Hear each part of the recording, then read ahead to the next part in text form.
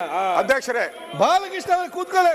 ಅಧ್ಯಕ್ಷರೇ, ಅವ್ರು ತುಂಬಾ ನೀವೇ ಕೂತ್ಕೊಳ್ಳಿ. ಅಧ್ಯಕ್ಷರೇ, ಇಲ್ಲಿ ಆಯ್ತು. ನೀನ್ ಮಾಡಿರೋದೇ ನಾನು ಹೇಳಿರೋದು. ಬಾಲಕೃಷ್ಣ ಅವರೇ,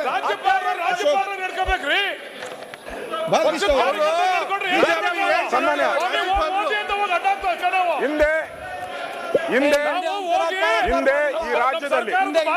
ಈ ರಾಜ್ಯದಲ್ಲಿ ಗವರ್ನರ್ಗಳು ಬಂದು ರಾಜ್ಯಪಾಲರ ಭಾಷಣವನ್ನ ಮಾಡಿದ್ದಾರೆ. ಅಲ್ಲ, ಹಿಂದಿನ ಇವರೊಬ್ಬರೇ ಗೌರವಾನ್ವಿತ, ಈ ಒಬ್ಬರೇ ರಾಜ್ಯಪಾಲರಲ್ಲ. ಬಹಳಷ್ಟು ನಮಗೆ ಸ್ವಾತಂತ್ರ್ಯ ಬಂದಾಗಿಂದ ಮಹಾರಾಜರಿಂದ ಮಹಾರಾಜ ಗವರ್ನರ್ಗಳು ಬಂದು ಭಾಷಣ ಮಾಡಿದ್ದಾರೆ. ಇಲ್ಲಿ ಹಿಂದೆ ಭಾರದ್ವಾಜ್ ಅವರು ಇದ್ದಾಗ, ಗೌರವಾನ್ವಿತ ಭಾರದ್ವಾಜ್ ಅವರು ಇದ್ದಾಗ ನಾನೇ ಇಲ್ಲಿ ಅಸೆಂಬ್ಲಿಯಲ್ಲಿ ಕೂತಿದ್ದೆ. ಅವರು ಭಾಷಣ ಏನು ಮಾಡಿಲ್ಲ, ಹಂಗೆ ಲೇ ಮಾಡ್ಬಿಟ್ಟು ಹೊಟ್ಟೋದ್ರು. ಎಲ್ಲ ನಿಮ್ಮವರೆಲ್ಲ ಹಂಗೇನೆ. ಹಿಂದೆ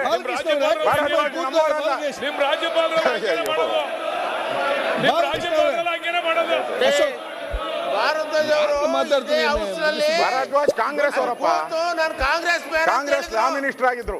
ಹಂಸರಾಜ್ ಭಾರದ್ವಾಜ್ ಅವರು ಚಂದ್ರಪ್ಪ ಅಲ್ಲ, ಚಂದ್ರಪ್ಪ ನಾವಿಲ್ಲಿ ಕೇಳಿದ್ದೀವಿ. ಈಗ ಅಧ್ಯಕ್ಷರೇ,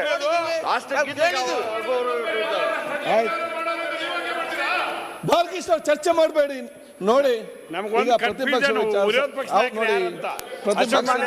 ಪ್ರತಿಪಕ್ಷ ನಾಯಕರಿಗೆ ಅವ್ರಿಗೆ ಒಂದು ಅಧಿಕಾರ ಇರ್ತದೆ. ಕೂತ್ಕೊಳ್ಳಿ ಗೋಪಾಲಕೃಷ್ಣ, ಕೂತ್ಕೊಳ್ಳಿ, ಮಾತಾಡಿ ಮುಗಿಸ್ಲಿ. ಅವರೊಬ್ಬರೇ ಅಂತಲ್ಲ, ಹಿಂದೆ ಗೌರವಾನ್ವಿತ ಖುರ್ಷಿದ್ ಆಲಂ ಖಾನ್ ಅವರು ಕೂಡ ಗವರ್ನರ್ ಆಗಿದ್ರು.